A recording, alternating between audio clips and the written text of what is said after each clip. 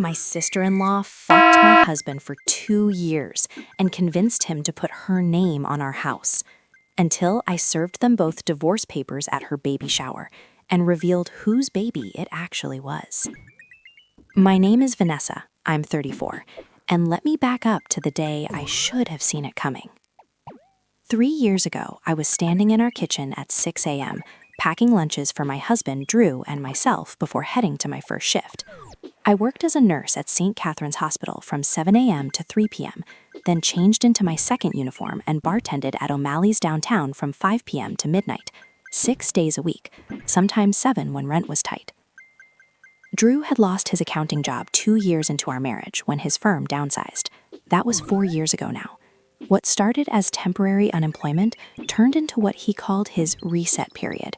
He'd wake up around 11, play video games, maybe send out a resume or two if I reminded him. Meanwhile, his credit card debt from before we met was strangling us, $47,000 that he'd hidden from me until after the wedding. I found out when the collections calls started coming to our house. I loved him. God help me, I really did. So I worked myself to the bone paying off his mistakes, while he promised me every week that something would come through soon. He'd get that interview, he'd hear back from that recruiter. Just 1 more month, Van, I promise. Then his younger sister Paige lost her apartment. She showed up at our door on a Tuesday night, mascara running down her face, dragging 2 suitcases and a story about her roommate stealing her rent money. Drew didn't even ask me before inviting her to stay in our spare bedroom, the room I'd been saving as a future nursery. "It's just temporary," he said, his arm around my waist in our bedroom that night. "Family takes care of family, you know that." I knew that. I'd been taking care of his family, taking care of him for years, while mine lived 5 states away. My mother had begged me not to marry Drew. "That boy's got kind eyes and empty pockets," she'd said, "and you can't feed a marriage on kind eyes." I'd hung up on her. We hadn't spoken much since. Paige moved in with promises to find work and contribute to groceries. The first month, she got a part-time job at a boutique downtown. The second month, she quit because her manager was toxic. By month 3, she'd settled into the same rhythm as Drew, sleeping late, lounging around our living room, eating the food I bought with my bartending tips. I'd come home at 12:30 a.m., exhausted, smelling like beer and cigarette smoke from O'Malley's, and find them on my couch watching Netflix, empty takeout containers on my coffee table, dishes piled in my sink, my house. "Long shift?" Paige would ask, barely glancing up from her phone. She was 28, pretty in that effortless way that had always made me feel plain. Long dark hair, clear skin, the kind of body that looked good in anything. I was average height, average build, with brown hair I kept in a practical ponytail and scrubs that hid the 15 pounds I'd gained from surviving on staff cafeteria food and whatever was quick between shifts. "Yeah," I'd say, every single night. "Yeah, long shift." Drew would give me a tired smile from the couch, like he was the one who'd been working all day. "There's some pizza left if you want it." I'd go to bed alone most nights, too tired to shower, too tired to eat, too tired to notice that my husband was staying up later and later with his sister after I went to sleep. The house was another weight around my neck. We'd bought it 5 years ago when Drew still had his job, stretched ourselves thin for the down payment because he insisted we needed to build equity. It was a small 3-bedroom ranch in a decent neighborhood. Nothing fancy, but it was ours, or it was supposed to be. The mortgage was $1,800 a month, and I was the only one paying it. I should have kicked Paige out after the first month. I should have given Drew an ultimatum. But I was raised to be nice, to be accommodating, to hold families together even when they're tearing you apart. My grandmother used to say, "A good woman is a soft place to land." I'd made myself so soft, I'd disappeared. It was month 6 of Paige living with us when I noticed Drew had started dressing better. Cologne in the morning, trimming his beard, going to the gym, a gym membership I didn't know we had until I saw the charge on our credit card statement. "I need to look good for interviews," he explained when I asked about the $50 monthly charge we couldn't afford. "Have you had any interviews?" I asked. He got defensive. "I'm networking, Van. That's how it works now. It's not just about sending resumes anymore." I was too tired to fight. I added the gym membership to the list of things I was paying for, along with Paige's phone bill that Drew insisted we cover just until she got back on her feet, and the car insurance for the vehicle she drove, my old Honda that I'd given up so I could take the bus to work and save on gas. Looking back now, knowing what I know, I can see every red flag I ignored. The way they'd stop talking when I entered a room, the inside jokes I wasn't part of, the weekend afternoons when I'd come home from my hospital shift and they'd both be dressed up, claiming they'd just gone to get groceries, but there'd be no groceries in the kitchen. But I didn't see it then. I was too busy drowning to notice the sharks circling. The first crack in my blindness came on a Saturday morning in October. I'd taken a rare day off, my first in 3 months, because I'd fainted during my shift and my supervisor insisted. I came home early, around 10 a.m., planning to sleep for 12 straight hours. I found a receipt on our bedroom dresser. Not hidden, just sitting there like it didn't matter, like I was too stupid or too tired to notice. Angelina's Fine Jewelry. $3,400. Paid in full. My hand started shaking. We had $340 in our checking account. I knew because I checked it obsessively, watching every dollar, skipping meals to make sure the mortgage cleared. I heard laughter from the living room, Drew and Paige watching something on TV. I walked out there holding the receipt like a grenade. What is this? Drew looked up, and for just a second, I saw panic flash across his face. Then it smoothed into that same tired smile. Oh, that. I was going to surprise you. Surprise me with what? We don't have $3,400. I've been saving, he said, from my unemployment. He'd been collecting unemployment for 8 months, $320 a week. That was supposed to go to groceries and utilities. I did the math in my head. If he'd saved every penny, he still wouldn't have enough for a $3,400 purchase. Paige stood up from the couch, her hand on Drew's shoulder. It was my idea, actually, for your anniversary next month. We went in together on something really special for you. Our anniversary?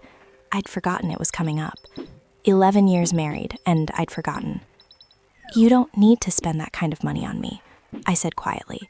We need that money for the mortgage, for the bills. Jesus, Van, you work yourself to death and you can't even accept a gift?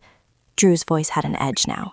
I was trying to do something nice for once, and you're making it about money, like you always do. I felt Paige's eyes on me, judgment radiating from her pretty face, the ungrateful wife who couldn't appreciate her husband's romantic gesture. I apologized. I actually apologized to them.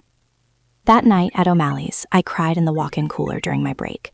I was working double shifts to keep our house, and my husband was spending thousands on jewelry, while his sister watched and encouraged it.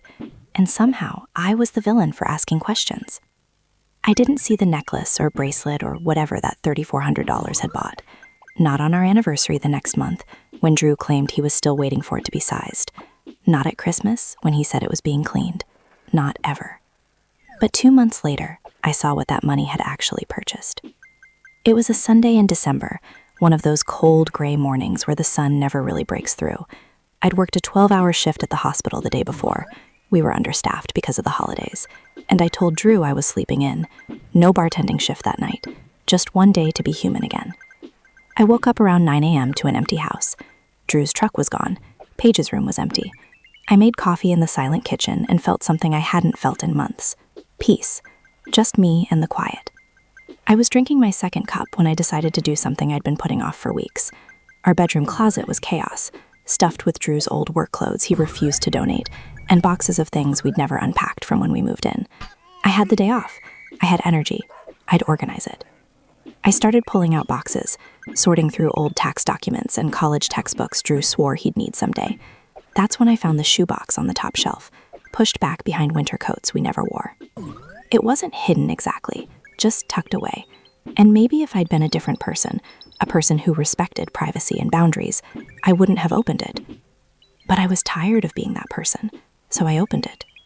Inside were papers, legal documents. I pulled them out, my coffee forgotten on the dresser. The first was a quitclaim deed, dated 8 months ago, right around the time of that $3,400 jewelry receipt. The deed to our house, the house I'd been paying the mortgage on alone for 3 years, now had Paige's name on it, joint ownership. Drew had added his sister to the title of our home. My vision blurred. I read it again, certain I was misunderstanding, but the words were clear. Drew Michael Harrison and Paige Elizabeth Harrison as joint tenants with rights of survivorship. I set that paper down with shaking hands and picked up the next document. A life insurance policy on me. $500,000. Beneficiary? Drew Harrison. Taken out 6 months ago through some company I'd never heard of. I didn't remember signing anything, but there was my signature at the bottom, and I realized with a sick jolt that I probably had signed it. Drew sometimes brought me papers when I got home from my shifts, exhausted, barely conscious. Just insurance stuff, babe. Initial here, sign here. I'd trusted him. The third paper was a credit card statement, not one of ours, a new one in Drew's name that I didn't know existed. $12,000 balance. Charges at restaurants I'd never been to, hotels, more jewelry stores, a Nordstrom charge for $800, flowers from a boutique florist, $200, delivered multiple times based on the line items. My hands weren't shaking anymore. They were steady as I photographed every single page with my phone. The deed, the insurance policy, the credit card statements, every receipt in the box, and there were dozens. Romantic dinners, weekend getaways to Asheville, to Charlotte, to a bed and breakfast in the mountains, all while I was working myself to death and taking the bus. At the bottom of the box was a small jeweler's bag from Angelina's Fine Jewelry. I opened it with fingers that felt like someone else's. A white gold necklace with a sapphire pendant. Delicate, beautiful, expensive. The receipt in the bag confirmed it. $3,400. There was a card tucked in with it, Drew's handwriting on the small envelope. For P, you've always been my sapphire in the rough. Love, D. P. Paige. I sat on my closet floor, holding my husband's love letter to his sister, and felt something crack open inside my chest. Not my heart breaking. That would come later. This was something else. This was the moment when every excuse I'd made for him, every justification, every time I'd blamed myself for not being patient enough, understanding enough, sexy enough, all of it shattered. They were having an affair, my husband and his sister, in my house, in my bed probably, while I was working to pay for the roof over their heads. I heard the front door open, their voices, laughing, the rustling of shopping bags. I carefully placed everything back in the shoebox exactly as I'd found it, put it back on the shelf behind the coats, walked out of my bedroom like a woman in a dream. They were in the kitchen putting away groceries, actual groceries for once. Drew saw me first. Hey babe, you're up. We went to Whole Foods, got stuff for a nice dinner tonight. Paige wanted to cook for you since you've been working so hard. Paige turned from the refrigerator with a smile that I now recognized as pure calculation. I'm making your favorite, that chicken piccata you're always talking about. I'd mentioned months ago that I liked chicken piccata, once, and she'd remembered it for this performance. That's sweet, I heard myself say. My voice sounded normal, steady. I'm going to go take a shower. I locked myself in the bathroom and stared at my reflection. The woman looking back at me was a stranger, exhausted, worn down, 10 years older than her age. When had I become this person? When had I accepted so little? I turned on the shower and sat on the toilet lid, scrolling through the photos on my phone. The deed, the insurance policy, the credit card bills, the love note. I could confront them right now, storm out there and scream and throw them both out of my house. Except it wasn't fully my house anymore, was it? Paige's name was on the deed. They'd planned this. They'd been planning this. And that insurance policy, $500,000 if I died? I felt cold despite the steam filling the bathroom. They wanted me gone. Maybe not dead, maybe they weren't that evil, but gone. Out of the house, out of the marriage, out of the way so they could have their twisted little life together without me funding it.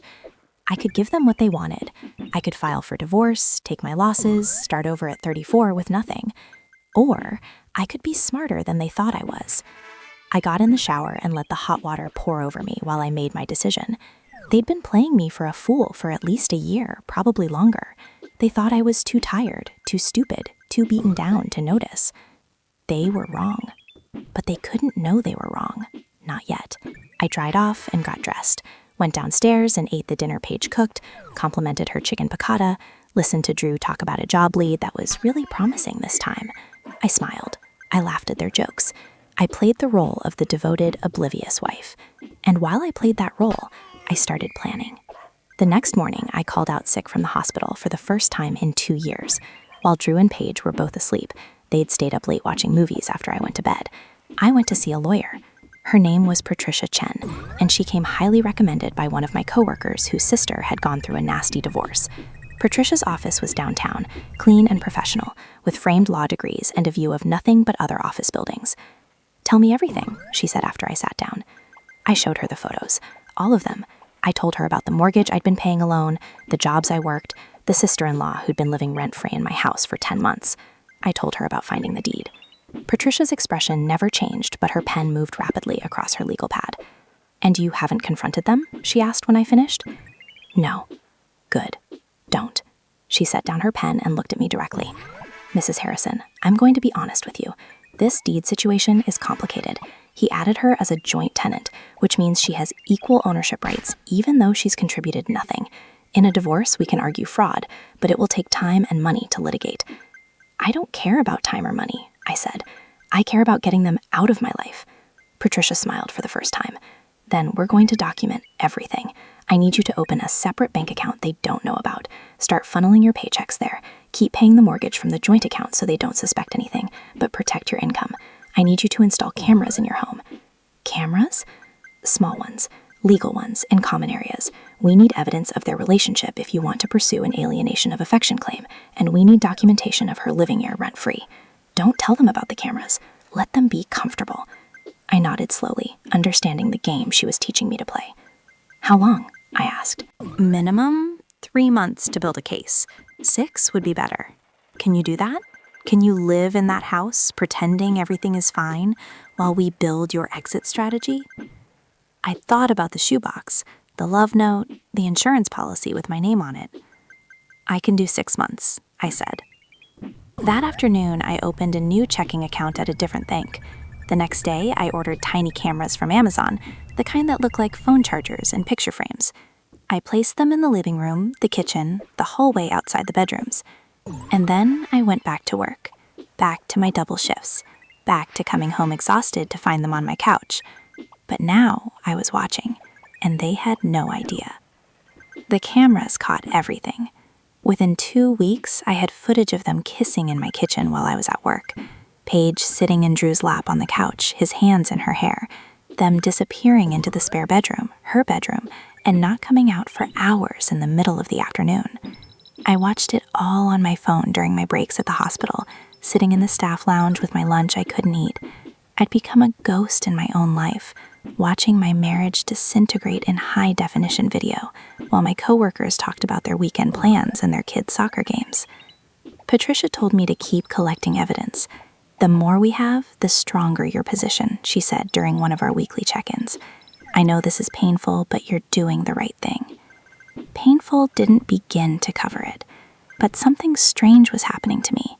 The more I watched, the more I documented, the less it hurt and the angrier I became. Not the hot, explosive anger that makes you do stupid things. Cold anger, calculating anger. The kind of anger that builds strategy instead of burning bridges prematurely. I started testing them in small ways. I'd mentioned being exhausted, hint that maybe I should quit one of my jobs. Drew would panic immediately. "Just a little longer, babe. I've got something really promising coming through. We just need to hold on." We, as if he was doing anything but spending my money on his sister. I'd ask Paige casually how her job search was going. She'd sigh dramatically, tell me about interviews that went nowhere, managers who didn't appreciate her skills. "The market is just so tough right now," she'd say, her hand on Drew's shoulder, always touching him, marking her territory in front of me. Around month 3 of my secret documentation, things escalated. They got sloppy. Or maybe they just stopped caring whether I noticed. I came home from the hospital one February afternoon. It was Valentine's Day, ironically, and found rose petals leading from the front door to the spare bedroom. Not my bedroom, hers. They hadn't expected me home for another 2 hours. I'd switched shifts with a coworker. I stood in the hallway, looking at those rose petals on my hardwood floors, and heard music playing behind her closed door, something slow and romantic. The camera in the hallway was recording. I glanced at it, hidden in a smoke detector, and then quietly grabbed my purse and left. Went to a coffee shop downtown and sat there for 3 hours, giving them time to clean up their romantic afternoon. When I came home at my normal time, the rose petals were gone. They were on the couch watching TV like nothing had happened, but Paige's hair was wet from a shower and Drew wouldn't meet my eyes. How was work? He asked. Long, I said, like always. That night, I watched the footage. They'd had sex in her room for 2 hours, then scrambled to clean up when they realized what time it was. I watched Drew vacuum up rose petals in a panic, watched Paige stripping her bed, laughing about how they'd almost gotten caught. She's so out of it when she comes home, she wouldn't have noticed anyway, I heard Paige say on the video. She's like a zombie. Drew had laughed. My husband had laughed. I sent the video to Patricia with a timestamp. She responded within an hour. Perfect. Keep going. In March, Paige announced she was pregnant.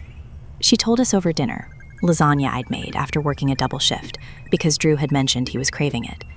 She was practically glowing, her hand on her still flat stomach, looking between me and Drew with this performance of nervousness.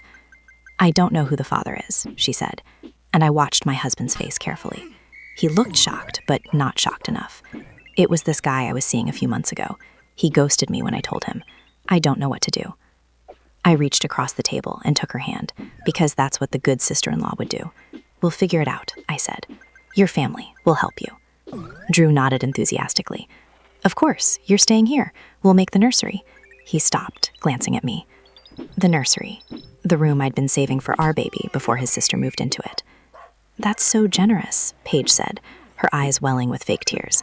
I don't know what I'd do without you guys. Without you, Vanessa, you've been so amazing to me. I smiled and squeezed her hand, while inside my head I was calculating. If she was pregnant now, in early March, she'd be due in November. That gave me 8 months. 8 months to destroy them both. After dinner, I excused myself and called Patricia from my car in the driveway. She's pregnant, I said. She claims it's from some random guy, but it's probably your husband's baby. Patricia finished. This is actually good for us. We can subpoena paternity testing during the divorce proceedings. If that baby is his, it's proof of the affair, and it strengthens your case significantly. How long until we move? I asked. I was tired of waiting, tired of pretending.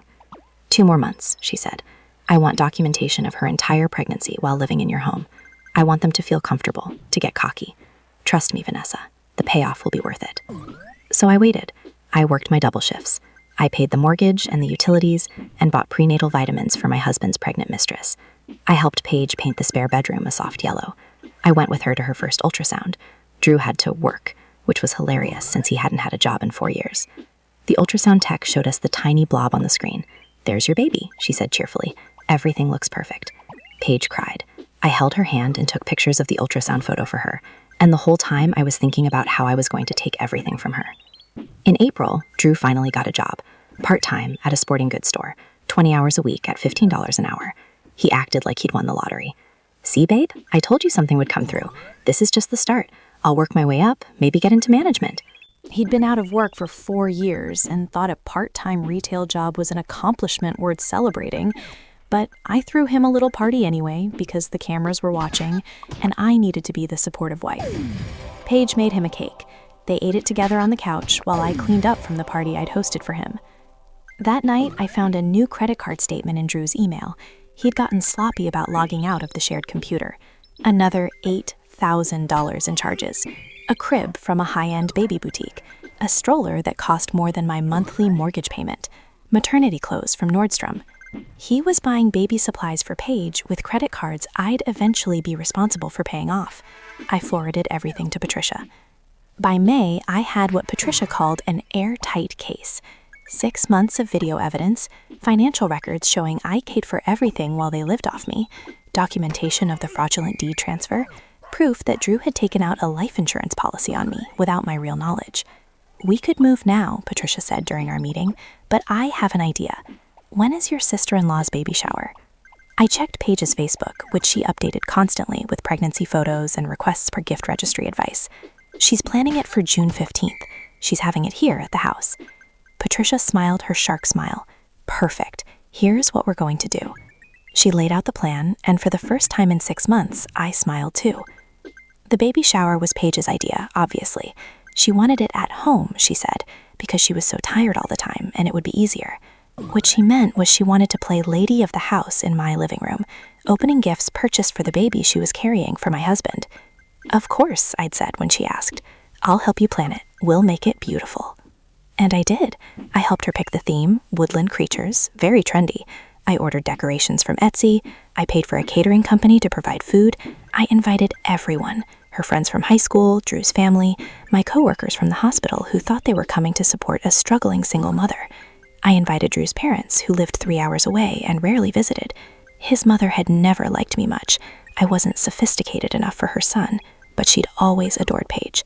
I even invited my own mother, who I hadn't spoken to properly in 3 years. I called her in late May. "Mom," I said when she answered, "I need you to come to something, and I need you to trust me." There was a long pause. "Vanessa, baby, are you okay?" "I will be," I said. "June 15th, can you come?" "Of course," she said immediately. "I'll be there." The week before the shower, I helped Paige transform my living room into a Pinterest-perfect party space. Paper lanterns shaped like woodland animals hung from the ceiling. A gift table groaned under wrapped boxes from her registry. The $400 crib, the $300 car seat, the designer diaper bag. Drew was working his shifts at the sporting goods store, finally contributing his pathetic $300 a week, most of which went to gas money and lunch. He kept telling me how proud he was of Paige for handling this so well, and how glad he was that she had us for support. "She's lucky to have you," he said the night before the shower, his arm around my waist in our kitchen. Not every woman would be this understanding about her sister-in-law's situation. I looked up at him, this man I'd loved enough to work myself into the ground for, and felt nothing. No love, no hatred, just cold, pure satisfaction about what was coming. "Family takes care of family," I said, throwing his words from a year ago back at him. "Right?" He kissed my forehead. "Right." That night, while they thought I was sleeping, I watched them on the camera feed. They were in her room, in her bed, talking about the future. "After the baby comes, we need to tell her," Paige was saying. "This isn't fair to anyone." "I know," Drew said. "I just need to figure out the right time. Maybe after her birthday in August. I don't want to ruin her birthday." How considerate. He was planning to leave me after my birthday. "The house will be tricky," Paige said, "but my name is on it now, so she can't just kick me out. We'll figure something out." "Maybe she'll just leave," Drew said, "once she knows. She's got her job. She'll be fine." I'd be fine. After everything I'd sacrificed, everything I'd done, I'd be fine. I took screenshots of this conversation and sent them to Patricia with a simple message. "Tomorrow." She responded immediately. "I'll be there. This is going to be beautiful." The morning of June 15th, I woke up early, put on a nice dress, the first time I'd worn something other than scrubs or my bartending uniform in months, did my makeup carefully, looked in the mirror, and barely recognized myself. Today was the day I stopped being the fool. The guests started arriving at 1 p.m., Paige's friends cooing over the decorations, Drew's mother, who hugged Paige and barely acknowledged me, my coworkers, who complimented the food. My mother arrived last, and when our eyes met across the crowded living room, I saw understanding there. She knew something was coming. By 2 p.m., everyone was assembled. 35 people crammed into my living room, eating my food, drinking my wine, celebrating my husband's baby with his sister. Paige sat in the designated chair, a throne I decorated with ribbons and a mommy-to-be sash. She was glowing, one hand on her 6-month belly, surrounded by gifts and attention. Drew stood behind her, his hand on her shoulder, possessive, proud. I caught Patricia's eye from where she stood near the doorway. She nodded. It was time. I clinked my glass with a spoon, the sharp sound cutting through the chatter. Everyone turned to look at me. "Hi, everyone," I said, my voice steady and clear. "Thank you all so much for coming to celebrate this very special occasion. Before we get to the gifts, I have a few of my own to present." Paige smiled at me, all warmth and fake gratitude. "Oh, Vanessa, you didn't have to." "But I did," I interrupted smoothly. "Drew, honey, can you come stand next to Paige? This involves you too." He looked confused, but walked over, standing beside his sister's chair. They looked so comfortable together, so natural. His hand found hers almost automatically. No one else seemed to notice, but I did. The cameras had noticed too. So, I continued, pulling out my phone. "I thought for this special day we should share some special memories. I've put together a little slideshow." I connected my phone to our TV, the 70-inch screen Drew had bought on credit 2 years ago that I was still paying off. The screen flickered to life. The first image was our wedding photo. Me in my white dress, Drew in his tux, both of us young and smiling outside the church. 11 years ago, I married the love of my life, I said to the room. I promised to stand by him through better and worse, through richer and poorer. I clicked to the next image, a photo of me in my nursing scrubs, exhausted, holding up a Employee of the Month award from the hospital. And I kept that promise. When Drew lost his job 4 years ago, I worked double shifts. I became a nurse and a bartender. I paid our mortgage, our bills, his credit card debt that he'd hidden from me. The room had gone quiet. Drew's face was pale. Click. Next image. A photo of Paige moving into our house with her suitcases. And when his sister needed a place to stay, I opened our home. I welcomed family. Because that's what good wives do, right? We sacrifice, we endure, we trust. Click. The next image was a screenshot of our joint bank account, showing my direct deposits going in month after month, and the mortgage payments going out. Drew's contributions, 0. For 10 months, I supported 3 people on 2 salaries while the 2 of them stayed home. I thought I was helping family. I thought I was being a good wife and a good sister. Drew found his voice. Van, what are you doing? This isn't... I'm not finished, I said, my voice sharp enough to cut glass. Everyone in the room was staring now. My coworkers looked confused. Drew's mother looked horrified. My mother's face was carefully neutral, but her eyes were locked on Drew with an expression that could melt steel. Click. The quitclaim deed appeared on the screen, blown up large enough for everyone to read. This is a deed transfer dated 10 months ago. Drew added Paige's name to our house, the house I've been paying the mortgage on alone, without my knowledge. He used $3,400 that we supposedly didn't have to file this paperwork. Gasps around the room. Paige's hand flew to her mouth. Drew was shaking his head. That's not... I can explain. Please do, I said. Explain to everyone here why you put your sister's name on our marital home. Explain what that $3,400 was for, because you told me it was for an anniversary gift, for me. Click. The receipt from Angelina's fine jewelry. Click. The photo of the sapphire necklace. Click. The card. For P. You've always been my sapphire in the rough. Love, D. One of Paige's friends made a strangled sound. Drew's mother stood up from the couch, her hand at her throat. That's... Paige started, but I kept going. Click, click, click. Credit card statements filled the screen, one after another. Romantic restaurants, hotels, weekend getaways, thousands and thousands of dollars. While I was working 70-hour weeks, my husband was taking his sister on romantic vacations, buying her jewelry, treating her to expensive dinners. I turned to look at them, these 2 people who had shared my home and my bed and my life while plotting behind my back. Want to know how I paid for all of this? I stopped eating lunch. I took the bus instead of driving. I haven't bought myself new clothes in 2 years. But you 2 ate well, didn't you? Vanessa, please, Drew's voice was breaking. Not like this. Can we talk in private? No, I said simply. We're done talking in private. We're done with privacy. You wanted to play house in my home? Fine. Let's show everyone what kind of house it was. I pulled up the video footage. The first clip started playing on the TV. Drew and Paige in the kitchen, kissing while I was at work. His hands in her hair, her hands under his shirt. Someone screamed. I think it was Drew's mother. The room erupted. People were shouting, standing up, backing toward the door. But I turned up the volume and kept the video playing. Clip after clip. The living room, the hallway, them laughing about how I wouldn't notice. Paige sitting in his lap, Drew carrying her to the bedroom. Turn it off! Drew lunged for the TV, but Patricia stepped forward from her position by the door. I wouldn't do that, Mr. Harrison. That's evidence in an active legal proceeding. Drew spun to look at her. Who the hell are you? Patricia Chen, Mrs. Harrison's attorney. She pulled papers from her briefcase, perfectly calm amid the chaos. I'm here to serve you both. Drew Michael Harrison, you are being served with divorce papers. Paige Elizabeth Harrison, you are being served with an eviction notice. You have 30 days to vacate the premises. You can't evict me, Paige shrieked, finally finding her voice. My name is on the house. Actually, Patricia said with a smile, we can and we are.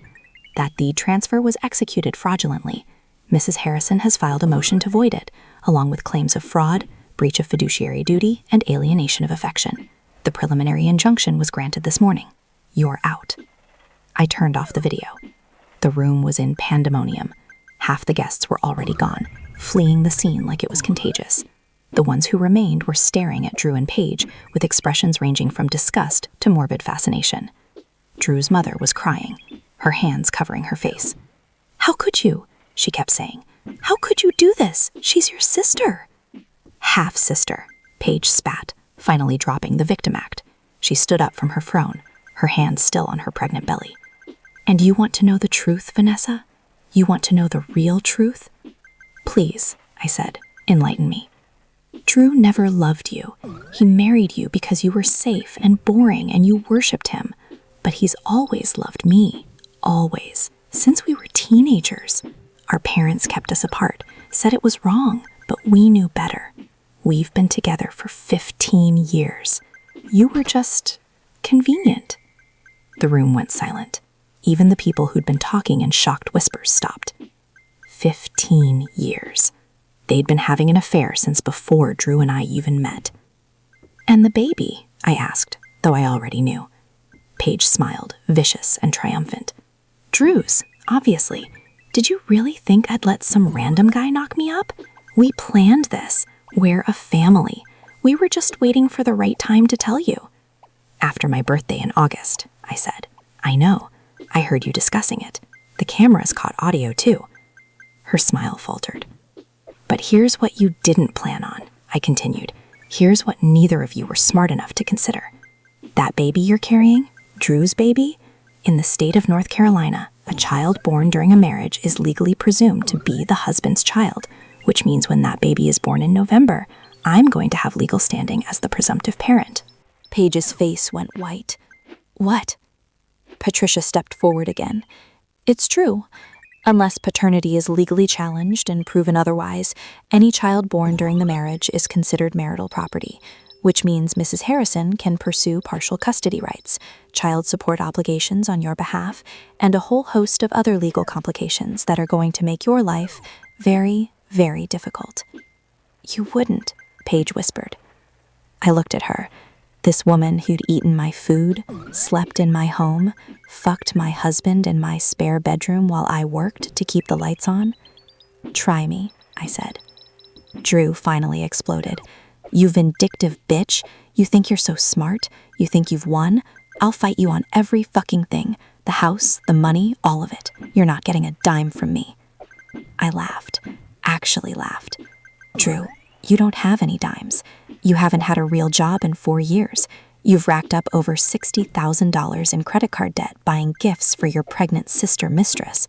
You added her name to a house you don't own and can't afford. You're not fighting me with money. You're fighting me with my money. And that stops today." I pulled out another envelope and handed it to him. "Those are papers closing our joint bank account. The new account is in my name only. As of noon today, you have no access to my income. You're on your own." "Where am I supposed to go?" he shouted. "What am I supposed to do?" "I don't know, Drew. Get a job? Ask your girlfriend? Figure it out like I've been figuring it out for the past 4 years while you played house with your sister." He looked around the room wild-eyed, like someone might come to his defense.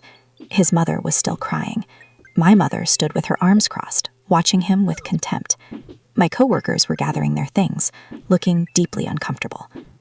No one was coming to save him. "Paige," he said, turning to her desperately.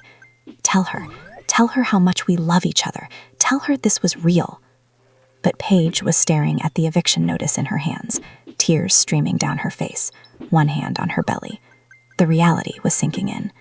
No house, no money, a baby coming in 5 months with a father who had no job and no prospects. "I'm pregnant," she said weakly. "You can't throw out a pregnant woman." "Watch me," I said. "You have 30 days. I suggest you use them to find somewhere else to live. Maybe Drew's mother will take you both in." Drew's mother stood up so fast she knocked over her wine glass. "Absolutely not. I don't even want to look at either of you right now. What you've done?" Her voice broke. "You're my children and I don't even recognize you." She grabbed her purse and walked out without another word. The remaining guests followed quickly, muttering apologies and excuses. Within 10 minutes, the only people left in my living room were me, Patricia, my mother, Drew, and Paige. The baby shower decorations looked absurd now, cheerful woodland creatures hanging over a scene of complete destruction. I need to get some things, Drew said finally, his voice hollow. You can pack a bag, I said. 1 bag. Patricia will supervise. Everything else gets inventoried for the asset division. Where am I supposed to sleep tonight? Not my problem. You're resourceful. You'll figure it out. He looked at Paige. She looked back at him. For the first time, I saw the cracks forming, the reality of what they'd done and what it would cost them settling in like frost. Come on, Drew said to her. Let's go. Go where? Paige's voice was small, scared. The confident woman from 5 minutes ago was gone. Drew, where are we going to go? I don't know, he snapped. Just give me a minute to think. But he'd never been good at thinking. That was the problem. He'd never planned beyond the affair, beyond the fantasy. He'd never considered what happened when the wife he was using actually fought back. They packed their bags under Patricia's watchful eye. It took them an hour, both of them crying, arguing with each other in harsh whispers. I heard Paige hiss at him. You said she'd never find out. You said she was too stupid to notice. When they finally left, dragging suitcases to Drew's truck, they didn't say goodbye. They just got in the vehicle and drove away, leaving my driveway empty for the first time in almost a year. My mother put her arm around me. Baby girl, she said softly. Are you okay? I looked around my living room, at the baby shower decorations I'd have to take down, the gifts I'd have to return, the mess of shattered glasses and abandoned plates. I will be, I said. Patricia handed me another folder. These are copies of everything for your records. The divorce will take a few months to finalize, but the restraining order is active immediately. If either of them tries to contact you or enter the property, call the police. What about the baby? I asked. Were you serious about the custody thing? Patricia smiled. Technically, yes, it's legally possible. But practically, I was just scaring her. Once paternity is established as Drew's and the divorce is finalized, you'll have no legal connection to that child. I just wanted her to think about how complicated she's made her life. After Patricia left, my mother helped me clean up. We worked in silence, taking down decorations, packing up gifts, throwing away half-eaten cake. You knew this was happening today, she said finally. It wasn't a question. I planned it for 2 months, I admitted. Good, she said fiercely. Good. I hope they suffer for what they did to you. That night, I slept in my house alone for the first time in a year. My bed, my space.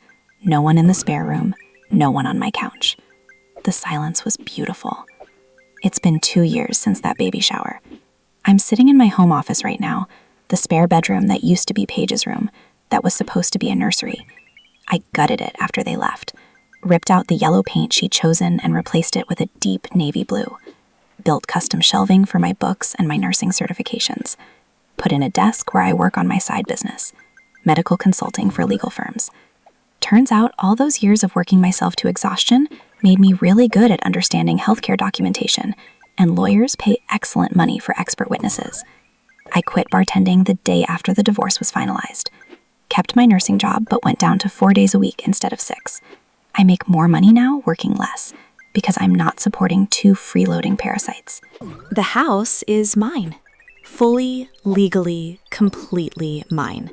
The fraudulent deed transfer was voided within 3 months. Paige tried to fight it, but when her lawyer saw the evidence, the video footage, the financial records, the credit card statements, he advised her to settle. She got nothing. Drew got nothing. The house, the equity, all of it stayed with me. I refinanced the mortgage at a lower rate and paid off every single dollar of Drew's credit card debt so it wouldn't follow me. It took a year, but I did it. My credit score is 780 now. His is somewhere in the toilet. The divorce cost me $15,000 in legal fees, worth every single penny. I sold Drew's truck, the one he'd driven away in that day, because it was in both our names and he'd stopped making payments after 2 months. Sold his gaming computer, his golf clubs, all the stuff he'd left behind. Made about $4,000, put it toward a vacation fund.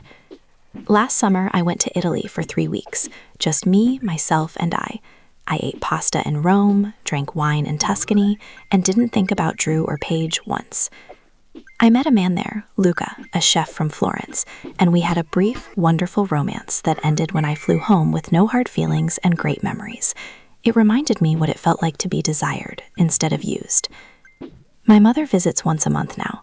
We rebuilt our relationship slowly, over Sunday dinners and long phone calls. She never says I told you so, but I can see it in her eyes sometimes. She was right about Drew. Kind eyes and empty pockets don't feed a marriage. As for Drew and Paige, I know everything because the internet is forever, and people love to gossip. They're living in a 2-bedroom apartment on the bad side of town. Drew still works at that sporting goods store, part-time, making $16 an hour now. He tried to get hired full-time, but failed the background check for management because of his financial situation. Turns out having $60,000 in defaulted credit card debt makes you a liability. Paige had the baby in November like planned. A boy. They named him something pretentious that I refuse to remember. She works at a call center now, 40 hours a week, minimum wage. Her mother, Drew's mother, won't speak to either of them. She sends a card on the baby's birthday, but that's it. The shame of what they did, the incest of it all, destroyed her relationship with both her children. Here's the kicker, though. They're not together anymore. They lasted 8 months after the baby was born before the reality of their situation, living in poverty, parenting an infant, dealing with the social stigma of their relationship, broke them apart. According to mutual acquaintances who still have them on social media, they had a massive fight last spring. Paige accused Drew of ruining her life. Drew accused Paige of trapping him with a baby. They said things to each other that you can't take back. Now they co-parent from separate apartments 3 miles apart. Drew has the baby on weekends, Paige has him during the week while working full-time and barely making ends meet. Neither of them can afford childcare, so the baby goes to Drew's shifts at the store and a carrier, or stays with whatever friend Paige can beg for help. The affair that was supposed to be their great love story, turns out it only worked when someone else was paying for it. I saw Drew once, about 6 months ago. I was leaving Target, and he was walking in with the baby strapped to his chest. He looked older, tired. He'd gained weight and lost hair, and had that defeated slope to his shoulders that men get when life has beaten them down. Our eyes met across the parking lot. He opened his mouth like he was going to say something, maybe apologize, maybe ask for money. I'll never know because I got in my car and drove away without acknowledging him. I don't hate him anymore. I don't feel anything for him. He's just a man I used to know who made catastrophically bad decisions and has to live with them forever. Paige tried to contact me once, about a year ago. She sent a long email through a new address telling me how sorry she was, how she'd made terrible mistakes, how she'd been confused and Drew had manipulated her. She said she was in therapy now, and part of her healing process was making amends. I read the email once and deleted it. Then I blocked the address. Some things don't deserve forgiveness. Some bridges should stay burned. My life now is quiet, simple. I date occasionally. There's a pediatrician at the hospital who's been asking me out for months, and I might finally say yes. I have friends, real friends, who came out of the woodwork after the divorce to tell me they'd never liked Drew. They'd always thought I deserved better. I adopted a dog, a rescue mutt named Biscuit who sleeps on my bed and doesn't judge me for eating ice cream for dinner sometimes. I'm learning to paint. Badly, but it's fun. I joined a book club. I'm taking an online course in forensic nursing because it interests me. I'm building a life that's mine, not shared, not sacrificed. Mine. The house still has good bones. I've been slowly remodeling it, one room at a time. New kitchen cabinets last year, bathroom renovation this spring. The living room where that disastrous baby shower happened has been completely transformed. New furniture, new paint, new energy. You'd never know what happened there. Sometimes late at night, when I'm alone in my beautiful, quiet house, I think about that version of me from 2 years ago, the woman who worked herself to exhaustion for a man who was actively betraying her, the woman who was so desperate to be loved that she accepted scraps and called it a marriage. I want to go back and hug her, tell her she's worth more, tell her that the pain of leaving is temporary, but the pain of staying is forever. But I can't go back. None of us can. All I can do is move forward into this life I've built from the ashes of that marriage. And you know what? This life is pretty damn good. Last month, I got a message from one of Paige's old friends, one of the women who was at that baby shower. She told me she was going through something similar with her husband and his coworker. She asked me how I'd known, how I'd found the strength to blow up my life so publicly. I told her the truth. I didn't blow up my life. They did. I just refused to keep pretending the explosion hadn't happened. I told her to document everything, get a good lawyer, protect her money, and when the time was right, to burn it all down and walk away. She thanked me, said I was an inspiration. An inspiration? Me? The woman who'd been so beaten down she almost missed her own betrayal. But maybe that's the point. Maybe the most inspiring thing isn't never falling down. Maybe it's getting back up, dusting yourself off, and building something better from the wreckage. I'm still building, every day, and it gets easier. The nightmares about Drew and Paige stopped about 6 months ago. I don't check their social media anymore. I blocked them everywhere and asked friends not to update me. What they're doing, how they're suffering or succeeding, is no longer my concern. I ran into Drew's mother at the grocery store a few weeks ago. We hadn't spoken since the baby shower. She looked older, smaller somehow. When she saw me, her eyes filled with cares. "Vanessa," she said, "I owe you an apology. I should have seen what they were doing. I should have believed you more, trusted you more. You were always good to my son. Too good." "Thank you," I said simply, because what else is there to say? She hesitated. "Are you happy?" I thought about my remodeled house, my dog, my growing savings account, the pediatrician who makes me laugh, the painting class where I'm learning that mistakes can become something beautiful if you work with them instead of against them. "Yes," I said, and I meant it. "I really am." She nodded, wiping her eyes. "Good. You deserve it. I hope you know that some of us saw how hard you tried, how much you gave. That mattered." We didn't exchange numbers. We didn't make plans to meet for coffee. We just acknowledged each other's pain, offered each other grace, and moved on. That's the thing about healing. It doesn't always look like reconciliation or revenge. Sometimes it just looks like two women in a grocery store, acknowledging that terrible things happened and choosing to move forward anyway. Tomorrow, I'm having dinner with the pediatrician. His name is Marcus. He's kind and funny and doesn't have any sisters he's secretly sleeping with, which is a very low bar, but here we are. I'm nervous, excited, ready to try again. I'm wearing the sapphire necklace. Just kidding. I sold that thing on eBay for $2,800 and used the money to replace my ancient water heater. The most practical revenge is living well. Drew and Paige took 2 years of my life, thousands of my dollars, and almost broke my spirit. But they didn't win. They're broke, separated, miserable, and stuck co-parenting a child they created out of betrayal and stupidity. And me? I'm free. I'm sitting in my home office with my dog at my feet, drinking expensive wine I bought just because I wanted it, getting ready to go on a date with a man who actually has a job and his own apartment. I'm not the woman who worked herself to death for scraps of affection anymore. I'm the woman who burned down her old life and built a better one from the ashes. And if you're reading this, if you're in a marriage or relationship where you're giving everything and getting nothing, where you're working yourself to death while they coast, where something feels wrong but you can't quite name it, trust that feeling. Document everything. Get a lawyer. Protect your money.